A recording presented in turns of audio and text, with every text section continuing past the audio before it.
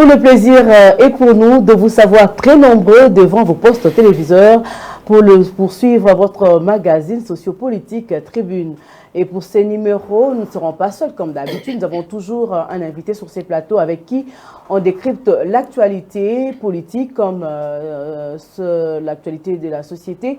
Mais dans ce numéro, nous avons le réel plaisir de recevoir sur ces plateaux John Didrik Madimba. Il est donc analyste politique indépendant, chercheur en sciences pétrolières et gazières à l'Institut du pétrole et de gaz. Il est auteur d'un ouvrage, c'est lui qui est Entre mes mains, exploitation du pétrole dans les aires protégées. Voilà, c'est avec lui que nous allons devoir décrypter l'actualité. Bonjour, messieurs. John Didrik Madimba. Bonjour, madame et bonjour à tous les téléspectateurs de la chaîne. Vraiment, je tiens personnellement à saluer les téléspectateurs de la chaîne. Merci beaucoup. C'est un plaisir de nous avoir honorés en ce jour. De prime abord, nous sommes quand même en République démocratique du Congo. L'actualité est dominée par la situation sécuritaire dans la partie est de la RDC. Aujourd'hui, nous avons vu dans la semaine, nous avons vu se tenir à Kinshasa autour du chef de l'État, le Conseil de la Défense. On a vu le ministre Patrick Muyaya revenir sur le briefing autour de la situation sécuritaire. Et aujourd'hui, quand on voit cette guerre qui persiste en République démocratique du Congo, on peut se dire, est-ce que ce n'est pas un secret? Le chef de l'État, le jour où il clôturait sa campagne, il est passé sur Top Congo, il a tenu de propos en disant que si à la moindre escarmouche, s'il y a une seule balle qui toucherait un seul Congolais, il déclarerait la guerre au Rwanda. Aujourd'hui, Patrick Muyaya, ministre de la Communication et des Médias, porte-parole du gouvernement, nous a dit que ce n'est pas le moment de passer à l'offensive. Votre réaction? D'abord, il faudrait toujours circonscrire, circonscrire le cadre et le moment. Le président était pendant la campagne, et la campagne, c'est une période de promesses. Moi, j'ai dit souvent, je me répète, le chef est tenu par deux comportements. Le premier comportement, le chef doit être prometteur. Le deuxième comportement, le chef doit être celui qui menace. Et cela peut être vérifié. Quand vous... Prometteur, est-ce que ça ne serait pas de trop? Parce que... il ne suffit pas de promettre, il faudra non, il faudrait nourrir. Aux actions. Ce que je dis, c'est différencier de la démagogie. Mais il faudrait nourrir le peuple d'espoir. Ça veut dire, quand le président dit que nous passerons à l'offensive, à la guerre, ce n'est pas une guerre à la va-vite. Parce que ça ne sert à rien de faire la guerre si on sait qu'on va la perdre. Je ne dis pas ici qu'on va la perdre. Mais il faudrait toujours, à chaque fois qu'un politique parle, circonscrire le cadre et les moments. Parce qu'au fait, la vie est tenue à deux choses. La promesse, les promesses pour un chef et les menaces. Et cela est vérifiable. Même Dieu, quand il parle depuis la nuit des temps, Dieu promet, soit il menace. Mais un chef qui ne promet pas, qui ne menace pas, n'est pas digne d'être chef. Le chef doit promettre et le chef doit menacer. Ça fait de vous chef. Okay. Donc, il était en pleine campagne et le cadre dans lequel il s'est exprimé s'explique. Et je ne dis pas qu'on ne peut pas faire la guerre au Rwanda. La vie, je ne la partage pas totalement. Mais il ne faut pas, être vite en besogne, vous comprenez. Il ne faut pas faire les choses parce qu'on subit une pression populaire. Non, parce que ces gens aujourd'hui qui crient, qui poussent le président à prendre une décision... ça a fait d'ailleurs le débat, hein. Ça a agrémenté, ça a alimenté les débats dans les réseaux sociaux d'ailleurs. Oui, je comprends. Le président, il est aussi tenu par ses promesses. Quand j'ai dit le chef est celui qui promet, qui menace, mais le chef est tenu par ses promesses. Vous comprenez? Mais maintenant, on ne doit pas le faire à la va-vite. Aujourd'hui, le mécanisme est mis en place. Ces mécanismes ont permis jusqu'à maintenant de récupérer Saké. Déjà, on peut dire qu'il y a des avancées significatives. Donc, dans cette même logique, il faudrait laisser les choses se dérouler de la manière dont ça se déroule. Mais il faudrait que de notre côté, il y ait un renforcement. Le renforcement de notre armée, ça s'impose. L'armée doit être encore renforcée. Et nous devons, à tout prix, voilà pourquoi je n'ai jamais été d'accord avec les différents mouvements citoyens que l'on rencontre en RDC comme à Kinshasa, ces mouvements citoyens devaient jouer un rôle énorme pendant cette période d'agression. Mais j'ai l'impression que les différents mouvements citoyens sont en train de zapper. Ils jouent le jeu de l'ennemi parce que on a vu le ministre de la Communication dire que, et le média aussi, certains médias congolais jouent le jeu de l'ennemi parce que quand ils alimentent dans les réseaux sociaux, les situations, ça affaiblit un peu nos FARDC sur le terrain. C'est ce que je suis en train de dire. Moi, je voudrais bien que les différents mouvements citoyens puissent jouer le rôle principal de ces mouvements citoyens. Mais la différence, c'est qu'aujourd'hui, ces mouvements citoyens se transforment en pépinière des partis politiques. Pourquoi je l'ai dit? Cette agression ou encore cette guerre que nous impose le Rwanda, c'est fait ou est organisé sous le silence de la communauté internationale. Mais pourquoi faudra-t-il revenir sur le silence de la communauté internationale alors que sur certains sujets, on s'est dit que nous sommes un peuple souverain? La souveraineté dans laquelle nous ne cessons de brandir, dans laquelle nous nous voyons, elle n'exclut pas, cette souveraineté n'exclut pas la conjugaison des efforts communs. Je ne sais pas si on s'est fait comprendre. Okay. La souveraineté n'exclut pas la conjugaison des efforts communs. Parce que le monde est un village planétaire aujourd'hui. Nous sommes membres des Nations Unies. Voilà pourquoi moi, d'ailleurs, peut-être dans des recherches à venir, je demanderai et je montrerai que l'Afrique devait être membre permanent du Conseil de sécurité des Nations Unies. Malheureusement, nous sommes membres non permanents, nous, Africains. Mais vous constaterez avec moi que le 5 mai 1991, lorsque l'Irak envahissait le Koweït, le Conseil de sécurité des Nations Unies avait pris une gamme de sanctions pour sanctionner l'Irak. Vous comprenez? Les mouvements citoyens devraient jouer le rôle. Le rôle des mouvements citoyens, c'était quoi?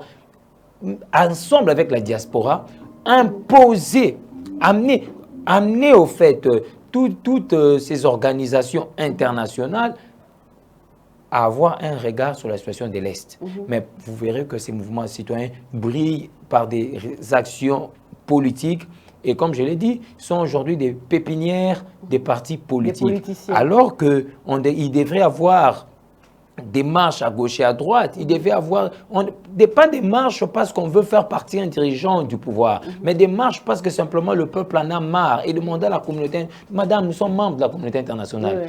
Et je crois la Charte des Nations Unies prévoit une gamme de sanctions. Pourquoi elle ne peut pas s'appliquer quand c'est la République démocratique du Congo? En même temps, je n'exclus pas le fait que... On a vu la situation à l'Ukraine, en tout cas. Voilà, vous accordez un élément. Quand il s'agit de la République démocratique du Congo, c'est un silence. C'est ce que je suis en train de dire. Parce que jusqu'au jour d'aujourd'hui, cette question, elle a un caractère géopolitique. Parce que jusqu'au jour d'aujourd'hui, l'Afrique elle-même continue à être sous la tutelle de l'Occident. Vous comprenez? Donc, on doit sortir de ces différents carcans. Malgré les indépendances acquises. Mais bon, on est sous tutelle de l'Occident. Aujourd'hui encore, cette agression que nous fait subir le Rwanda, ce n'est pas le Rwanda. Mais nous savons qui est derrière le Rwanda. Nous savons qui sont derrière le Rwanda. Voilà pourquoi j'interpelle mes frères de la société civile à jouer pleinement leur rôle. La diaspora, mes frères de la diaspora, vous n'êtes pas là pour interdire aux musiciens de se produire. Mais le rôle de la diaspora devait être aux côtés de la société civile pour interpeller la communauté internationale. En même temps, je répète en disant que la sécurité est de l'apanage. Et d'abord, en premier lieu, l'apanage de tous citoyens. Et puis, c'est l'apanage de ceux qui nous gouvernent. Donc, on fait du ministère, de la sécurité qui regorge la défense, un ministère régalien. Donc, le président de la République devra avoir un œil regardant pour organiser les choses afin que nous puissions répondre de la manière la plus proportionnelle possible. Ça, c'est aussi la continuité de la diplomatie. Mais lorsqu'on voit que la diplomatie a échoué avec les forces de l'EAC qui... c'est ça que je suis en train de dire. Cette expression... Faudra-t-il continuer à compter sur eux alors que Sur terrain, ils ne sont pas efficaces. Mieux vaut mettre le moyen sur le Ouazalendo ou soit sur le FARDC, comme c'est déjà le cas. Je suis en train de répéter, je me répète en disant, il n'existe pas une voie exclusive par laquelle la RDC devrait passer. Donc, nous devons conjuguer. Donc, le président de la République ne peut pas faire... J'interdis au président de la République de faire des économies d'initiative. Donc, il n'existe pas une voie exclusive. Donc, je prends la diplomatie. La diplomatie doit bel et bien continuer. Vous comprenez? Elle doit continuer. Parce que, au fait, si on fait la guerre aujourd'hui, mais si derrière le Rwanda sont des multinationales, comme vous le dites, si derrière le Rwanda, c'est toute cette grande communauté que j'étais les noms, vous comprenez? Mais il sera même difficile de renverser le Rwanda. Donc, nous allons dans une guerre en pleine connaissance. Nous connaissons déjà la finalité. Donc, la diplomatie doit démarrer. Si simplement on est pragmatique, on est réaliste, si simplement on est animé par le moindre esprit intellectuel, la diplomatie doit continuer. Mais en même temps, nous devons nous comporter comme Benjamin Mignataou. Vous comprenez? Donc, ça veut dire que comment voulez-vous que nous continuons à subir, nous continuons à respecter les faits, alors que les agresseurs ne respectent pas? À un moment donné... Il y a quelques jours, le 7 février, il y a 2 bombes qui sont tombées sur une école et qui a fait 2 victimes. Malheureusement, heureusement plutôt, il n'y a pas eu mort d'homme, il n'y a eu que quelques blessés. C'est ça encore le problème. Je voulais vous dire quelque chose, c'est que le président de la République, en adhérant l'EAC, ce n'est pas une erreur. Ça n'a jamais été une erreur. Parce que le président de la République, comme je le dis, le monde est un village planétaire. Il voulait que la conjugaison des efforts soit dans ces regroupements, parce qu'on est tous panafricains. Hein, vous comprenez? Le panafricanisme doit nous animer. Ensemble. Nous sommes appelés à vivre ensemble. Malheureusement, pour ceux qui sont encore moutons de Panurge de l'Occident, les AC et consorts. Ils ont les intérêts. Voilà, ils sont encore moutons de Panurge jusqu'à aujourd'hui. C'est ça le problème. Pourquoi? Parce que quand vous voyez, même les cotisations des organismes et des structures africaines, c'est en grande partie, ce sont des subventions étrangères. Donc vous comprenez, c'est normal qu'ils restent encore moutons de Panurge. Vous avez vu même, je vais extrapoler un peu. Vous avez vu la réaction de la CEDEAO face au Mali, au Niger. Donc ils se sont retirés de... La CEDEAO ne faisait que répondre à l'injonction française. Parce que l'Union africaine elle-même répond quoi? À l'injonction de l'Union européenne. Donc on doit sortir de ces différents carcans. Mais nous ne sortirons pas de ces différents carcans d'un bon matin, mais c'est au prix du dur labeur. Monsieur John Diedrich, vous soutenez dans ce cas la position du gouvernement qui n'est pas pour un dialogue avec Kigali. Non, mais pourquoi nous devons dialoguer? Pourquoi nous devons dialoguer? À un moment donné... Parce que à un certain moment, je vous ai entendu dire qu'il fallait conjuguer les efforts. Ça veut dire que la diplomatie et l'offensive, tout va de pair. Vous dialoguez, vous parlez dans l'entretemps, ce sont des voies et moyens. Je me répète, je conseille au président de la République, je dis pour ces cas, le président de la République ne peut en aucun cas faire d'économie d'initiative. Parce qu'il n'existe pas une voie exclusive. Dites-moi, madame, quelle est la voie exclusive pouvant nous sortir de ces pétrins? Il n'existe pas. Donc, il faudrait une conjugaison de plusieurs efforts. Voilà pourquoi la voie diplomatique ne peut être... On ne peut exclure cette voie. Vous comprenez? Parce que j'accepte que l'on fasse la guerre à la va-vite. Plusieurs chefs d'État, notamment le président français, soutient un dialogue entre les 2 chefs d'État ou entre les 2 nations. Mais si on doit dialoguer, ce n'est pas avec le Rwanda. Comment voulez-vous dialoguer avec celui qui serait à Lingala Mwana-Bitinda? Ce n'est pas avec le Rwanda. Le Rwanda est mal placé. Il faudrait dialoguer avec le bourreau de ces derniers. Vous comprenez, madame? Hein? Donc, on ne peut pas dialoguer avec le Rwanda. Je trouve que ça, c'est mal placé. Mais simplement, pour ceux qui veulent la guerre à la va-vite, moi, je préfère retenir ma langue et dire que nous devons, oui, arriver à la guerre, mais après avoir épuisé plusieurs voies. Vous comprenez? Ça doit être la décision qui arrive peut-être... Une décision réfléchie. Réfléchie, vraiment très bien réfléchie. Mais avant, peu importe la guerre, même aujourd'hui, vous avez vu, les Hamas continuent à se battre contre Israël. Mais les Hamas ont demandé une négociation pour 45 jours de cesser les faits. Donc, c'est utopique de vouloir exclure la diplomatie. C'est utopique. Même la Russie et l'Ukraine, ça finira autour d'une table. Ça, c'est une évidence, madame. Je vous rassure, ça finira autour d'une table. Voilà, et en parlant de cette situation sécuritaire, la bombe qui est tombée, on a eu peur de perdre Goma. On peut dire que c'est une provocation du Rwanda ou c'est quoi selon vous? Moi, je veux continuer à réitérer mon gène quand il faudrait parler d'un petit poisson qui se croit être grand, qui est le Rwanda. Moi, je vous dis, madame, c'est pas le Rwanda. Derrière le Rwanda ne fait que... Le Rwanda, en soi, cette nation ou bien cette république joue le rôle de ces différents bourreaux. Vous comprenez, madame? Okay. Joue le rôle de ces différents bourreaux. Nous devons contraindre au moyen de la pression. Et l'Afrique, ensemble avec la République démocratique du Congo et son président, devait faire front commun pour demander simplement à la communauté internationale d'appliquer la gamme des sanctions prévues dans sa charte qui peuvent prendre la portée économique jusqu'à des sanctions d'ordre militaire. Et ces jours où il y aura l'application de la charte des Nations Unies, vous verrez que la guerre s'arrêtera. Mais aujourd'hui, si on se décide de faire la guerre au Rwanda, on peut écraser le Rwanda, mais le bourreau de l'Afrique aussi, continueront encore à déstabiliser l'Afrique par plusieurs manières. Dans le reste de l'actualité, on note également la Cour constitutionnelle qui déjà a rendu son arrêt, qui a débouté, on peut dire, les candidats dont le suffrage avait été invalidé par la Commission électorale nationale indépendante. C'est un coup dur pour tous ces caciques aujourd'hui de la majorité présidentielle. Et par rapport à ces décisions, c'est une première. On voit des tricheurs. Il faut qu'on se le dise, ce sont des tricheurs. Et il faudra qu'il y ait des sanctions. Avec un petit, je crois, je ne suis pas juriste déjà de formation, mais je crois qu'il faudrait faire une analyse objective. Il ne faudrait pas tomber dans les émotions.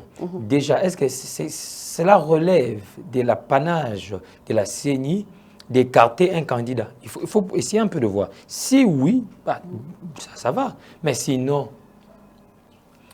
vous comprenez que la CENI aurait outrepassé ses mesures, ses droits. Vous comprenez, ses prérogatives. Vous comprenez? Donc, ça aussi, c'est un élément. Mais c'est quand même une première. Quand même pour un 4e cycle électoral, c'est une première de voir qu'on publie quand même la liste de ceux qui ont fraudé ou qui ont été à la base des irrégularités dans certaines circonscriptions électorales. Moi, je ne suis pas contre la sanction. Moi, je suis de ceux qui disent que la sanction devrait d'abord commencer autour leur donner les moyens de défense. Mais ces gens... La beauté voudra ce que, avant toute sanction de la CENI, que ces gens soient entendus. Vous comprenez? Mais quand c'est fait de cette manière-là, moi, je préfère retenir mon souffle et il n'y a rien de... C'est pas surprenant pour eux parce que déjà, on ne le voyait pas revenir. On ne le voyait pas revenir, donc la politique n'est pas une carrière. La politique n'est pas une carrière. Vous comptez retenir votre langue, mais en tout cas, je vous tiens encore sur ces points-là. Aujourd'hui, on peut dire, parce que ce jour-là, sont sortis de... Bon, ils étaient avec Joseph Kabila. C'est pas, je dis, la politique n'est pas une carrière. On peut dire qu'aujourd'hui, c'est une sentence ou quelque chose qui a été prémédité, une façon de les écarter aux côtés de Félix Tshisekedi. Ah non. Je ne vois pas pourquoi la sentence tomberait seulement sur ces personnes. Pour la plupart, en tout cas, ce sont de gens qui ont été aux côtés de Joseph Kabila. Non, il ne s'agit pas d'une sentence. Ce qui est vrai, il y a eu des soupçons de corruption et de tricherie. Ces soupçons ont pesé sur chacun d'eux. Moi, je dis ceci. Au-delà du fait que ces soupçons pèseraient sur eux, moi, je voudrais que ces gens aient le moyen de défense. Vous comprenez? Mais bon, il faut aussi qu'on se le dise, comme je le répète, en disant la politique n'est pas une carrière. La politique n'est pas une carrière. Mais pourquoi ça devait être eux seulement? Pourquoi? Et je vais un peu extrapoler. Vous verrez, quelqu'un qui a reçu un mandat de la population, il est député national, il va devenir ministre. Il va devenir... Bon, après, quand il est ministre, c'est sa femme qui est... C'est sa femme, dans le contexte congolais. Parce que les gens me diront sans doute qu'il y a, même en France, il y a des députés qui ont été nommés ministres. Je ne refuse pas. Mais un texte pris en dehors du contexte devient un prétexte. Dans le contexte congolais, il faut décourager les antivaleurs. Il faut d'abord qu'il y ait une pétition. Voilà pourquoi on devait réfléchir sur des vrais mots qui détruisent au fait notre société. On devait réfléchir et mettre en place une pétition interdisant au président de la République de nommer tout député parce que celui-ci a reçu le mandat du peuple pour représenter le peuple à la chambre basse. Donc, John Didrik Madimba est contre les élus qui seront nommés au sein du gouvernement. Je m'oppose farouchement. Est-ce que je vais te faire rire? J'ai vu dans les réseaux sociaux un citoyen congolais qui avait les ambitions de rejoindre l'armée, mais qui s'est dit, j'ai quand même ce désir, ce besoin de défendre ma nation, mais quand je regarde et que je vois le fils de tel est mandataire, le fils de tel est élu député, le fils de tel, ça me décourage en fait. Est-ce qu'on peut compter aujourd'hui sur la jeunesse qui a ce besoin, ce désir de défendre sa nation, mais au regard de toutes comment je peux appeler ça, ces injustices. Aujourd'hui, on voit que les enfants de tels qui reviennent au Parlement, ils sont là, à l'Assemblée nationale, ils seront au gouvernement, ils seront dans les entreprises publiques. C'est là où, d'abord les électeurs, la jeunesse, il faudrait à un moment donné que l'on réfléchisse, Comment voulez-vous que c'est un monsieur qui... Comment voulez-vous que vous puissiez élire un député dont le suppléant, premier suppléant serait sa femme, deuxième suppléant son fils? Son fils. Et il est élu, il est à la législative nationale et provinciale. Écoutez comment vous enrichissez une famille au détriment de tout un peuple. Et celui-ci, est nommé ministre. Vous comprenez? Il est nommé ministre. Il a reçu le mandat du peuple. Maintenant, c'est la suppléante ou son suppléant issu de sa famille qui sera député. Mais en fin de compte, vous comprenez? Comme moi, toujours dans cette brèche ouverte, je suis pour le référendum, la révision profonde de la Constitution. Pourquoi? Je dis que notre Constitution, n'avons pas le même problème que la France, ni encore la Belgique. Parmi les gangrènes qui rongent cette République, il y a les tribalismes. Vous comprenez? Comment voulez-vous? Et pourquoi encore? Le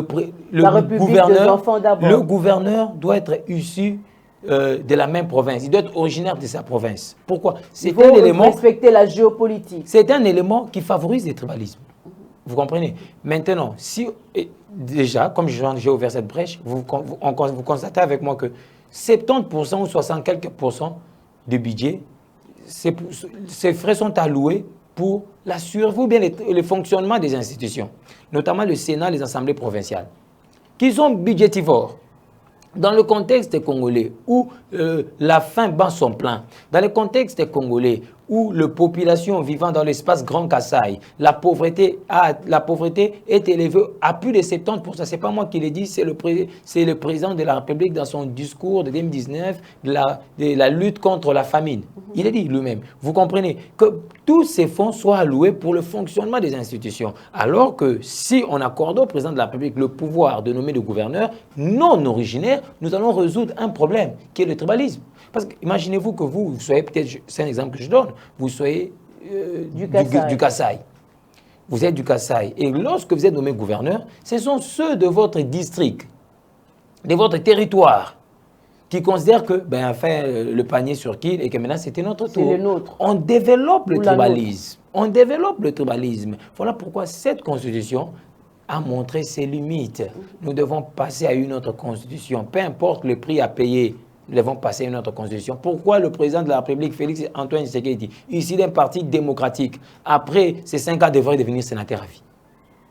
Bon, après 100 ans, il y aura combien de sénateurs à vie? Et si John devait les succéder? Après mon règne, je deviens sénateur à vie. Le Sénat ne sera, ça ne sera que des sénateurs à vie. Vous, est-ce qu'on se rend compte? Même la chambre haute du Parlement tend à disparaître. Et à quel coût? Certains pensent que c'est budgétivore. À quel coût? le sénateur à vie. Mais le président de la République, il est issu d'une grande famille politique, l'UDPS. Il n'est pas issu d'un père ordinaire. Etienne Tshisekedi Moulumba de très grande et heureuse mémoire. Donc, moi, j'estime qu'on devait quand même arrêter avec ça. 600 000 $, 400 000 $, 500 000 $ pour une rémunération d'un sénateur à vie. Non, ben, moi je dis qu'on a dirigé le pays, on devient patrimoine national. Okay. On ne peut même travailler gratuitement. Vous comprenez? On devient au service de la nation. Vous voyez, pourquoi on doit parler de la non-justiciabilité d'une personne? Madame, imaginez-vous que je me marie demain et que quelqu'un, parce qu'il serait Premier ministre, ravisse ma femme. Parce qu'il est Premier ministre, la non-justiciabilité. Est-ce que vous vous rendez compte? La Constitution doit être revue. Ça s'impose pour tout intellectuel sérieux. Un autre fait, c'est le cumul de responsabilités ou de postes. On a vu certains membres du gouvernement qui sont élus, qui ont été d'ailleurs à la cérémonie inaugurale de la session, de cette session qui venait de s'ouvrir, qui a pour président provisoire Christophe Mbosso, qui a la chance de revenir à la tête de cette institution. Mais aujourd'hui, même le Premier ministre Jean-Michel Samaloukonde est élu député, mais il continue d'être Premier ministre. Est-ce que ce sont de faits normaux où il faudra revenir, recadrer cela pour que ces erreurs ne reviennent plus dans le futur? Bon, je ne sais pas, peut-être que c'est un problème de morale. Hein? Parce que vous avez dit je crois 8 jours, et vous vous déclarez. Vous devez choisir. Vous devez choisir. Vous ne pouvez pas emprunter toutes les voies au même instant. Vous devez choisir où être. En même temps, vous êtes ministre, en même temps, vous êtes au Parlement, mais vous êtes où? Madame, vous êtes où? L'omniprésence. Madame, c'est l'omniprésence. Vous êtes au Parlement, vous êtes au ministère, vous êtes au gouvernement. Mais l'omniprésence. Maintenant, qui doit faire le contrôle? Vous allez me dire peut-être c'est encore au début. Mais qui doit jouer son rôle déjà au départ? C'est un problème de morale. Très bien. Nous continuons notre émission. Un autre fait, c'est, vous êtes auteur, j'ai parlé de votre livre « Exploitation du pétrole dans les aires protégées ». On dit, bon, généralement, on dit, si vous voulez cacher quelque chose au noir, il faut le mettre par écrit. Mais c'est quoi ces désirs, ces ambitions, ces envies qui vous ont poussé à écrire un livre? Bon, ce qui est vrai, c'est que depuis mon jeune âge, mon esprit a déambulé, dans l'écriture, autour des livres. Vraiment, l'esprit a déambulé. J'ai fait de la lecture une habitude, non pas par ma volonté, mais ça relève de l'éducation familiale. Okay. Donc, une imposition familiale. Il fallait rendre compte après avoir lu, ainsi de suite. Et comme dit l'appétit vient en mangeant. C'était pour une culture, pour se cultiver. À l'éducation africaine, ça veut dire une imposition. Ben, cette éducation africaine qui a produit des effets aujourd'hui. Donc, une imposition familiale. Et bon, je dois beaucoup à la famille aussi, qui m'a éduqué sur ces chemins. Donc, ils ont fait en sorte que l'esprit déambule. Je lisais beaucoup, entre les écrits, je lisais beaucoup. Et ben, jusqu'à ce que j'apprenne sur le pétrole. J'ai appris sur le pétrole parce que j'ai une formation, j'ai fait le pétrole. Qui est parmi les richesses, en tout cas, de la République démocratique. Oui. Et comme il y avait un problème, il existe un problème entre la recherche de l'optimalité écologique, bien sûr, et aussi l'exploitation du pétrole. Parce que vous voyez que ce sont des activités dites antagonistes. Et moi, je voudrais bien trouver le juste milieu. Donc, je commençais à travailler. Surtout parce que ce sont dans les aires protégées. C'est bon. D'abord, ce sont des activités, du point de vue général, le pétrole et la recherche de l'optimalité écologique sont des activités antagonistes, comme je l'ai dit. Maintenant, il fallait trouver un juste milieu.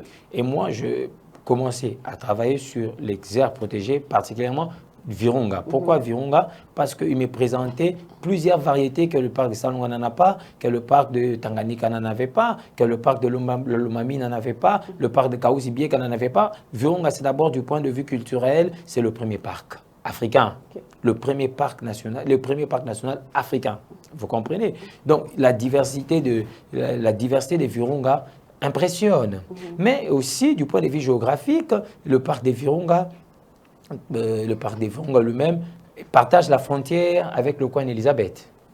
Vous comprenez? Il partage la frontière avec le coin d'Elisabeth. Et au coin d'Elisabeth, il y avait des avancées sur l'exploration du pétrole. Et chez nous, ici, les intellectuels ne voulaient même pas entendre de cette histoire, en disant que ça allait polluer, en disant que ça allait détruire. Je me suis dit, comme il y a une réelle problématique, il faut tenter de résoudre cette problématique. Et je commence à travailler. Dans ma recherche, parce que là, j'évoque de la manière la plus claire la présentation d'abord des différents blocs. Il existe 3 blocs pétroliers. Le bloc 3 qui est à cheval entre la province de l'Ituri, dans les territoires des Urumu et des Béni. Vous comprenez? Il y a le bloc 4 et le bloc 5 qui est sur les lacs Édouard. Parce que le parc national des Virunga, le parc lui-même s'étend de l'Ituri les parcs s'étendent de l'Ituri et vous allez vous rendre compte que jusqu'au nord Kivu. C'est l'étendue du parc. Et c'est quoi? Ces livres donnent la réponse à quel problème? La jonction à faire. Grosso modo, ça présente la jonction à faire entre l'exploitation du pétrole et la recherche de priorité écologique. Pourquoi j'ai la jonction? Je demande qu'il est possible de produire, de produire des hydrocarbures. Il est possible d'exploiter le pétrole dans ces terres protégées. Je propose des mécanismes. Je démontre que cette exploitation, déjà pour le bloc 3 qui est à cheval, je vous demande que simplement 2,9% y seront touchés. En retour, on a la possibilité aujourd'hui, au travers des recherches, de capter le dioxyde de carbone, de capter, le stocker et le valoriser. Parce qu'il existe des méthodes de captage, stockage et valorisation du dioxyde de carbone. On a la possibilité aujourd'hui de ne pas torcher les gaz, mais d'utiliser le torchage. Parce que quand vous êtes à Moanda, ça brille, d'utiliser ces gaz associés à des fins de production électrique. Ainsi, nous allons accroître... Surtout qu'il faut qu'on se le dise avec... la SNEL, le courant n'est toujours pas garanti en RDC. Et là, maintenant, le bien fondé, c'est quoi? Nous allons accroître la desserte en électricité. Or, lorsque on arrive à accroître la desserte en électricité, on ouvre la brèche à la création d'emplois. Et d'ailleurs, on stoppe la déforestation. Et je rappelle en disant que les animaux n'ont pas un caractère sédentaire. Ils sont nomades. Ça veut dire que lorsqu'il y a déforestation en Ouganda, ça touche aussi. Vous comprenez? Parce qu'ils n'ont pas un caractère sédentaire. Vous comprenez? Non, ils n'ont pas un caractère sédentaire. Et puis, il faudrait bien qu'on se le dise. Parce qu'il y a des activités qui ne s'opposent pas. Il y a des rubriques qui ne s'opposent pas à l'exploitation du pétrole. Exemple, comment faire pour stopper la guerre? Nous savons tous que là où s'investissent les entreprises des multinationaux, eux-mêmes, par leur puissance, arrivent à imposer, à faire stopper la guerre. Et aussi l'emploi des jeunes. Quand les jeunes sont au chômage, on dit l'oppression rend insensé le sage. Vous comprenez? Donc il faudrait des mécanismes palliatifs. Vous comprenez? Le problème avec les secteurs extractifs, c'est quoi? C'est un secteur créateur de croissance économique. C'est un secteur créateur de croissance économique. Mais moi, je dis qu'on peut faire ces activités ensemble.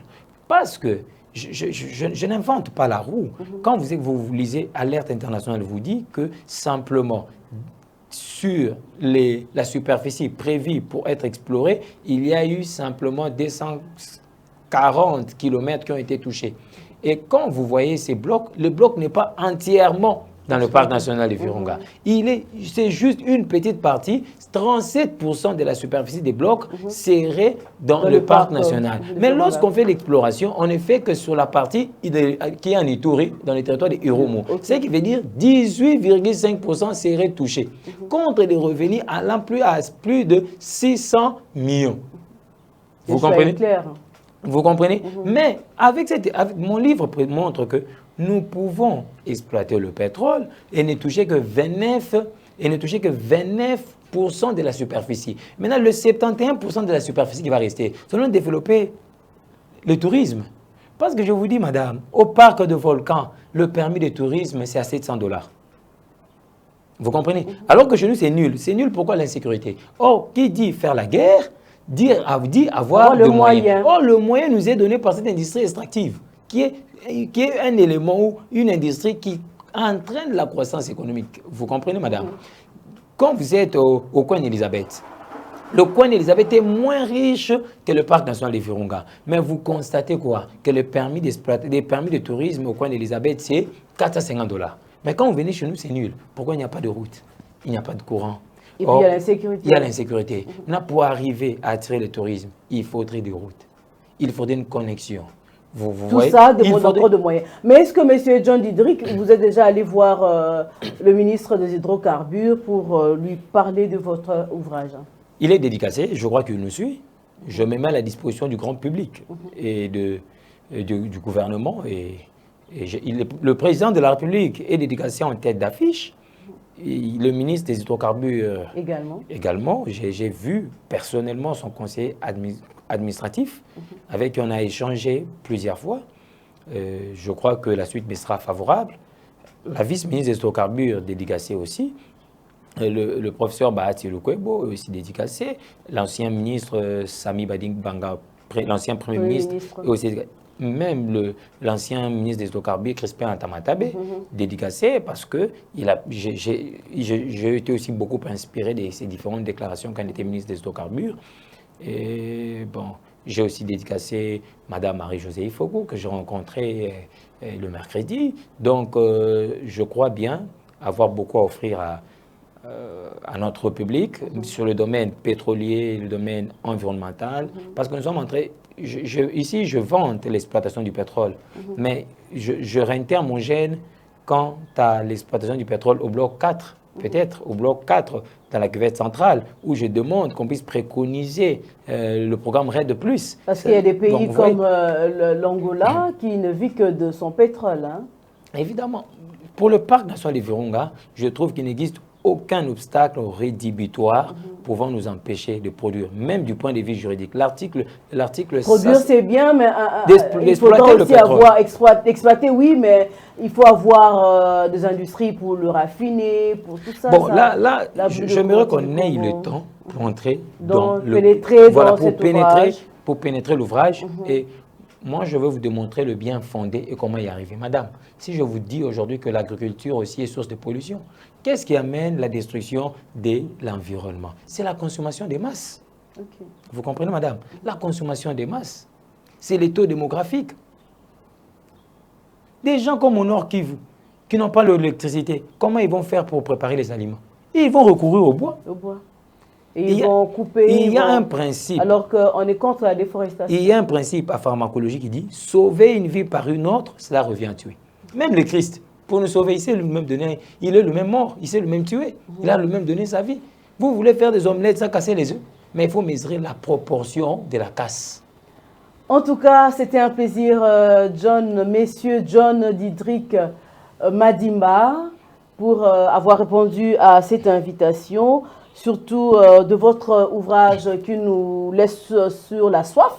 Je crois que nous aurons le temps de la pénétrer. J'attendrai votre invitation. Nous aurons le temps de le pénétrer à fond pour qu'on puisse donner aux Congolais, faire voir l'importance ou le bien fondé d'exploiter le sous-sol sans pouvoir être en contradiction avec la pensée occidentale, parce que je rappelle à l'opinion que l'Allemagne a recouru au charbon de bois. L'Allemagne a recouru, au charbon. L'Allemagne a recouru aux mines de charbon. Les États-Unis d'Amérique, pour contredire la Russie, avaient recouru au gaz de schiste. Donc, pour dire qu'on doit être rationnel, on ne doit pas être émotionnel. Tout ce qui vient de l'Occident n'est pas parole d'évangile. Très bien, c'était un plaisir. Je rappelle que nous avions sur ces plateaux M. John Didrik Madimba. Je disais qu'il était analyste politique indépendant, chercheur en sciences pétrolières et gazières à l'Institut du pétrole et du gaz. Il est aussi auteur de... Combien d'ouvrages déjà? Non, c'est le premier. Le premier ouvrage. Voilà, exploitation du pétrole dans les aires protégées. C'était avec lui. Voilà, c'était avec lui que nous avons parlé de l'actualité politique, mais aussi de cet ouvrage qui est tellement alléchant pour renflouer la caisse de l'État. C'était un plaisir. On vous retrouve très prochainement avec le même plaisir. D'ici là, portez-vous bien. Au revoir.